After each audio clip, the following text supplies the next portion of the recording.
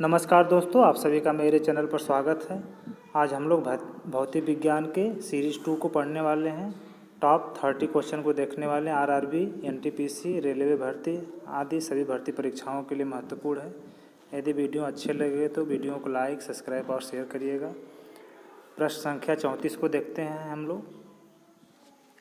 कितना तापमान होने पर पाठ्यांक सेल्सियस फ़ारेनहाइट दोनों तापमापी एक ही होंगे? तो इसका आंसर क्या है दोस्तों?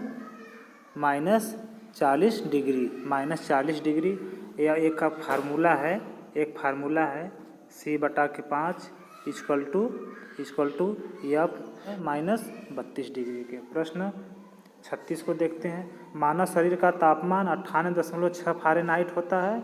सेल्सियस स्केल पर यह कितना होगा दोस्तों? इसी फार्मूला पे आप निकाल सकते हैं। C/5 equal to F -32/9। तो कितना होता है? 37 डिग्री। कितना होता है? 37 डिग्री। प्रश्न 37 को देखते हैं। अति लघु समय अंतरालों को सही मापने के लिए किसका प्रयोग किया जाता है? परमाणु घड़ियों का। एक मनुष्य का तापमान 60 डिग्री सेल्सियस है तो उसका तापक्रम फ़ारेनहाइट में क्या होगा? उसी पे आप निकालेंगे 140 फ़ारेनहाइट। प्रश्न 39 को देखते हैं। पानी का घनत्व किस ताप पर अधिकतम होता है? तो 4 डिग्री सेल्सियस पर।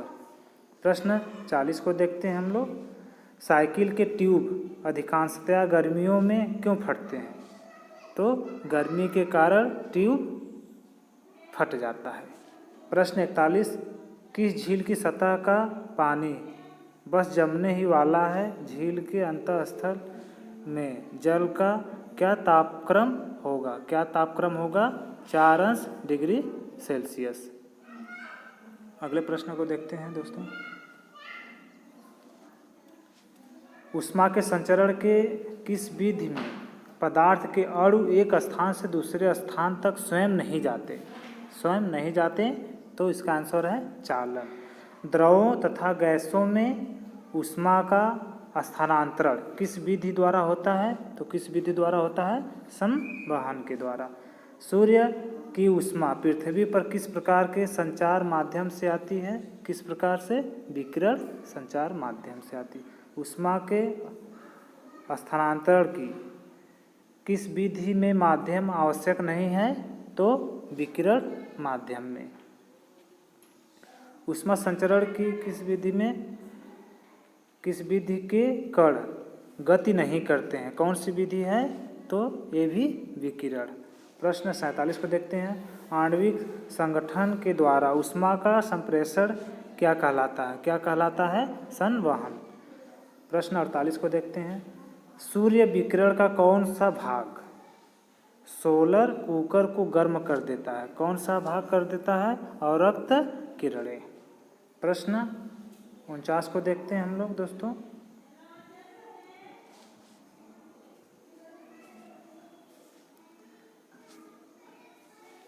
धूप से बचने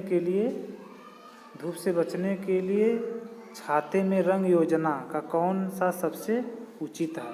तो सफ़ेद नीचे होना चाहिए और काला कलर ऊपर होना चाहिए। किसमें? छाते में, धूप से बचने के लिए। प्रश्न 50 को देखते हैं दोस्तों। किस विधि से ऊष्मा का स्थानांतरण को न्यूनतम करने के लिए थर्मल फ्लास्क की दीवारों पर कलई की जाती है? कलई मतलब इस पे आप लेप एक प्रकार से बोल सकते हैं। तो इसका आंसर विकिरण। किसमें सर्वोच्च विशिष्ट ऊष्मा का मान होता है? तो किसमें होता है? जल में। शुद्ध पदार्थ में कोई अन्य पदार्थ मिला देने पर उसके गलनांक पर क्या प्रभाव पड़ता है? उसका गलनांक घट जाता है। अब द्रव्यों को मिलाने से गलनांक पर क्या प्रभाव पड़ता है? घट जाता है। तो हो गया दोस्तों।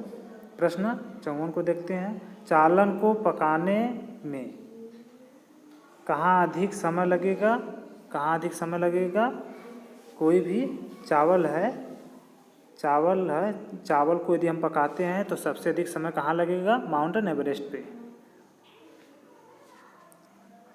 सबसे ज़्यादा जहाँ पे ऊंचाई होगी वहाँ पर, क्योंकि वहाँ प्रेशर बहुत ज़्यादा हो जाता है। किसी द्रव का उसके क्वथनांक से पूर्व उसके वाष्प में बदलने की प्रक्रिया को क्या कहते हैं? वाष्पीकरण। आंतरिक ऊर्जा की संकल्पना ऊष्मागतिकी के किस नियम से मिलती है? तो प्रथम नियम से मिलती है।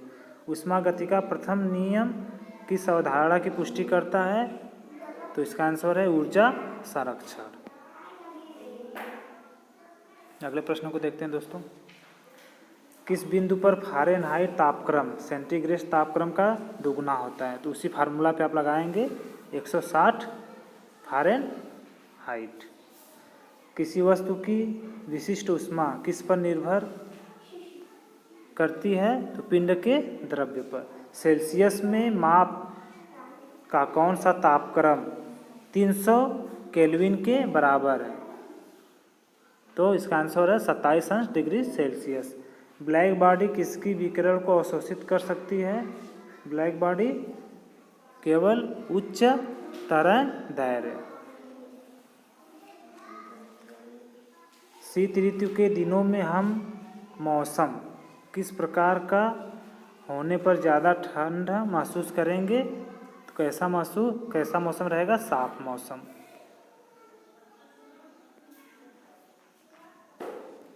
अगले प्रश्न को देखते हैं दोस्तों। मिट्टी के घड़े में किस क्रिया के कारण जल ठंडा रहता है? तो वाष्पीकरण के द्वारा। पराद्रव्य तरंगों को सबसे पहले किसने सीटी बजाकर उत्पन्न किया था? तो किसने? गाल्टन ने। ध्वनि का तात्व पिच किस पर निर्भर करता है? आवृत्ति पर। विमानों के आंतरिक भागों की सफाई में किसका प्रयोग किया जाता है? पराश्रव्य तरंग का। मनुष्य को ध्वनि कंपन की अनुभूति किस आवृत्ति सीमा में होती है?